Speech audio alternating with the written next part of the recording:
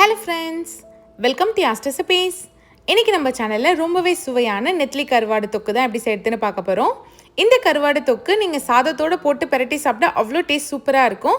நீங்கள் ரசம் சாதம், சாம்பார் சாதத்துக்கு கூட இதை சைட் டிஷ்ஷாக யூஸ் பண்ணிக்கலாம். எப்படி செய்யறதுன்னு பார்க்கலாம் வாங்க. அதுக்கு கடாயில் 2 ஸ்பூன் எண்ணெய் சேர்த்துக்கலாம். இது கூடவே க்ளீன் பண்ணி வச்ச கருவாடு சேர்த்துக்கோங்க. 1/2 ஸ்பூன் உப்பு சேர்த்துக்கலாம். கருவாடுலேயே ஆல்ரெடி உப்பு இருக்கும், அதனால் பார்த்துட்டு சேர்த்துக்கோங்க. 1/4 ஸ்பூன் போல் மஞ்சத்தூள் சேர்த்துக்கோங்க. 1/2 ஸ்பூன் தனி மிளகாத்தூள் சேர்த்து இதை நல்லா வதக்கி எடுத்துக்கலாம். கருவாடு பார்த்திங்கன்னா நல்லா ஒரு 5 நிமிஷம் இந்த எண்ணெயில் வதங்கி வரணும். நல்லா லோ ஃப்ளேமில் வச்சு ஸ்லோவாக வதக்கி எடுத்துக்கோங்க.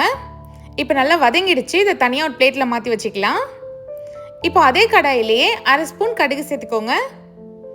1/2 ஸ்பூன் சோம்பு சேர்த்துக்கலாம். ஒரு 5 பல் பூண்டை தட்டிட்டு சேர்த்துக்கோங்க. இது நல்ல வாசனையாக இருக்கும். ஒரு வெங்காயத்தை நல்லா பொடியாக கட் பண்ணிவிட்டு சேர்த்துக்கலாம். கூடவே ஒரு பச்சை மிளகாய் சேர்த்துக்கோங்க. ஒரு கொத்து கருவேப்பிலை சேர்த்துக்கலாம். நல்லா ஃப்ரெஷ்ஷான கருவேப்பிலையை சேர்த்து இதை நல்லா வதக்கி எடுத்துக்கோங்க.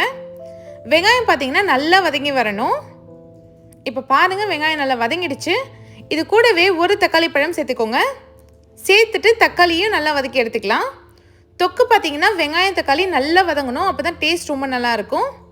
இப்போ பாருங்கள், நல்லா வதங்கிடுச்சு.